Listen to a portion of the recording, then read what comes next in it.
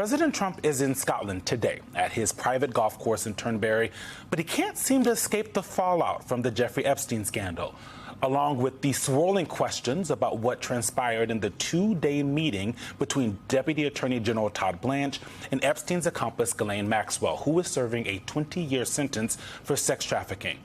Blanche provided no information after their meetings concluded. But a senior administration official has confirmed to NBC News that Maxwell was granted limited immunity by the Justice Department. The immunity allowed her to answer questions without fear that the information could be used against her in future cases or proceedings. It does not cover Maxwell if it is later determined that she lied during the interviews. Here's what her attorney had to say yesterday. She has been treated unfairly for the past 5 years. She didn't get a fair trial. She was treated worse than an animal would be treated in jail. This was the first opportunity she's ever been given to answer questions about what happened. They asked about every possible thing you could imagine. As for Trump, he told reporters yesterday he knew, quote, nothing about the meetings. And he also seemed to refuse to rule out the notion of a pardon for Maxwell. Would you consider a pardon or a commutation for Ghislaine Maxwell if she cooperated? It's something I haven't thought about. It's really something. It's something I'm allowed to do it, but it's something I have not thought about. All of this comes amid new reporting from the New York Times and the Wall Street Journal claiming that Attorney General Pam Bondi told Trump months ago that his name was in the Epstein files, according to multiple sources. Trump denies this. To be clear, just being mentioned in the files isn't a sign of any wrongdoing, and we've not independently verified the reporting. The New York Times has also shared a new photo showing Trump signed one of his books for Epstein back in 1997, writing, quote, "To Jeff, you are the greatest." NBC News has neither seen nor verified that inscription. But it adds to the revelations about the nature of their relationship, something Epstein himself was questioned about in his 2010 deposition. Have you ever had a personal relationship with Donald Trump? What do you mean by personal relationships? Have you socialized with him? Yes, sir. Yes? Yes, sir. Have you ever socialized with Donald Trump in the presence of females under the age of 18? Though I'd like to answer that question, at least today, I'm going to have to assert my 5th, 6th, and 14th Amendment rights, sir. A lot of amendments. Joining us now, former Congressman Conor Lamb of Pennsylvania and Annalise Keller, Republican strategist and former communications director to former Senator Cory Gardner. Congressman, I want to get to the Blanche of it all, because it is not normal. You tell me if I'm wrong, you're an attorney. It is not normal for the Deputy Attorney General to be in Tallahassee for 2 days by himself, interviewing someone who is in jail and may have information.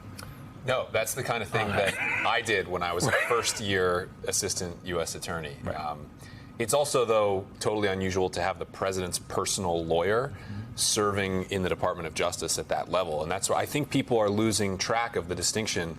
The Department of Justice is not the president's lawyer. Those people are supposed to represent the people of the United States. So they're supposed to protect you and me and our families from criminals, not do the president's political business, which is what's happening here. And so then, Annalise, how are Republicans, and more specifically the MAGA world, viewing the Blanche trip? Because to me, this whole thing is, I don't even see Blanche as the #2 official at the Justice Department. I view him as Donald Trump's personal lawyer. And this has all the feel of just sort of mobster-like behavior. Yeah, I mean, I think Republicans are tying themselves to knots right now. They're really struggling, both from MAGA world and the congressional Republicans here, who, as you saw, Speaker Johnson had to sort of dismiss everyone and send everyone home because they really couldn't come to any type of resolution on whether they were going to move forward and vote for something that would release some of these files. So I think Republicans are trying to buy Trump some time and allow him to, I don't know, maybe try to figure out some way to get around this to move past it. But Speaker Johnson is messing things up because he sent them away so they wouldn't have to deal with Epstein. But then he goes on television after the president said this is, quote, a hoax, the Speaker of the House goes on and says this is, quote, not a hoax. So what is Speaker Johnson doing? You know, that's a good question. I mean, I think it's a difficult position to be in because he knows his conference wants to get answers. A lot of them have been on the record on this, but then they're put in this tricky position of being against Donald Trump, which is a really uncomfortable place for Republicans to be. And this is one of the real issues that has divided Republicans. I mean, we're 6 months into the presidency. There was a little around the Iran nuclear strikes. I think there was a little bit of some division between the Republican ranks, but this is the first thing that I've seen that has really tied Republicans in knots. Yeah, because I mean, it's been weeks, and at the end of the day, Donald Trump is the one person who doesn't have to go in front of voters, and so all of the folks in those rooms over there are trying to figure out their voters who love a conspiracy theory, how to not piss them off. You know, I do want to, something I found really interesting that happened this week is right-wing media kind of painting Ghislaine Maxwell as a victim, while President Trump says he is not going, he may, you know, he has the power to pardon her. Let's watch this. Maybe she wants immunity. Maybe she wants some sort of protection. I don't know. But it's definitely something that is worthy of praise and worthy of our encouragement. If you do have this information and it's able to come forward, then maybe there could be a discussion about some kind of, I don't know. I think this is great. I do have a feeling that she just might be a victim. She just might be. Now, maybe I'm crazy, Congressman, but this feels like they're kind of making it okay for if President Trump were able to decided to pardon her for any kind of reason. No, you're not the crazy one here. Okay. I'm happy to tell you that. I think it's important not to make more of this than it is. Like, they are caught in a lie, and just like a little child, when they're caught in a lie, they do increasingly desperate and ridiculous things to try to find their way out of it. People forget, but Ghislaine Maxwell was convicted in an open courtroom in Manhattan, in which the evidence was laid out in front of everyone to see, the media, the jurors. It was overwhelming. She got a 20-year sentence. The idea that she is sitting on secret information now that she couldn't have come forward with at the time and told the prosecutors about. And by the way, she chose not to get on the witness stand in that trial because she did not want to answer questions under oath. So why would anyone believe that the questions that she's answering in secret to Trump's personal lawyer are somehow going to give more reliable answers than she could have given back then? And he did the interview by himself. Typically, it would be at least with someone who was on the case, had done. He should have had you there. Yeah, the next time. Yeah, that wouldn't have been secret.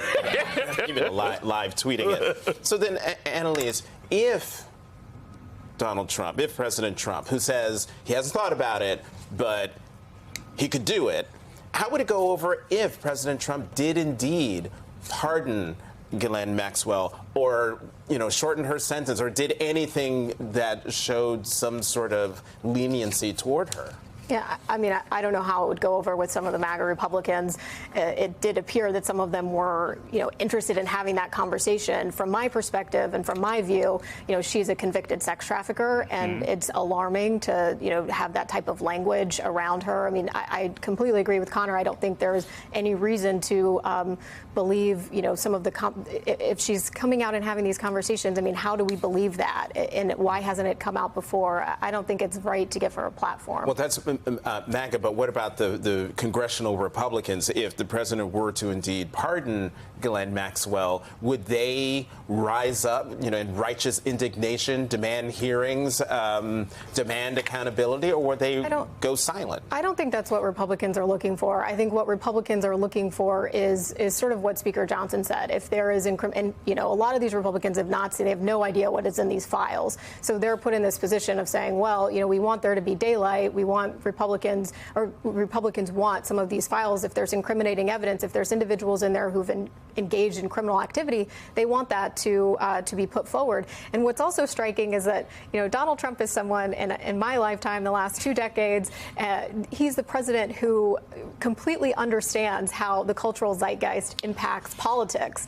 And so for him to sort of have this position like, I don't understand why we can't move on from this, is so baffling to me, because this is a story that has captured the interest of Americans. I mean, you know, when Epstein, you know, killed himself, or, you know, that entire narrative, I mean, that was just I mean, people were enthralled with that, and I think he has consistently weaponized cultural movements for politics. So he understands that. He knows, right? And I mean, like, it's partly his doing, right? Him and folks around him and in the administration right now, the current Attorney General, stoked these flames for a long time, saying, "Oh, there's got to be something there." You know, one thing that President Trump is very good at is his ability to understand how to maneuver out of a scandal. And we're on like day 20, I think, of this at least. And what he tried this week was throwing out all this red meat. So he threw out distractions, right? Coke. We're changing Coke. Now Coke got to have real sugar. MLK. You want a conspiracy theory? Here's some documents from MLK files that don't really tell us a lot of things. And most importantly, President Obama engaged in a conspiracy to steal the election. He failed at that, but he wanted to undermine me, which it did not happen. We should say that and be very clear about that. But what do you think about him throwing out all of these distractions and none of them sticking? Well, it's certainly his typical playbook, but it isn't going to work because the targets of his distraction, his own base, they know that this conspiracy did not emanate from the people that they hate, i.e. Democrats. Like, it came from him and it came from his followers. They know that it's confined to their little world. And the thing about a conspiracy is once it sets in, you can't really disprove it with facts. It's not factually based. And so it's a little bit like his stolen election lie, but that one had a natural remedy. Just reelect me and then we'll all sort of say it was okay or we got justice. This one, there just is no remedy unless he's using this Ghislaine Maxwell thing to go in there and say, give me the name of a bunch of Democrats so that I can come out here and say, look, it was them all along. That's the only resolution I can see.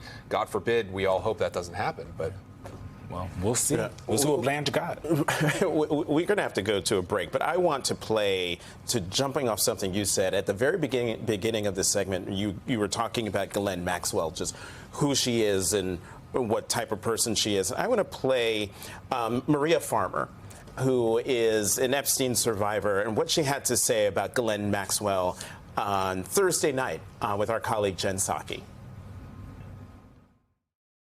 I've never met a more predatory, terrifying human being in my entire life, and neither had Virginia Giuffre, and neither has Annie, or Anushka, or many girls like Shantae Davies. There's hundreds of us that were preyed upon by Ghislaine Maxwell. She's a very dangerous person, and she threatened my life on many occasions. I've had to move and be in hiding because of this predatory child predator and just victim predator.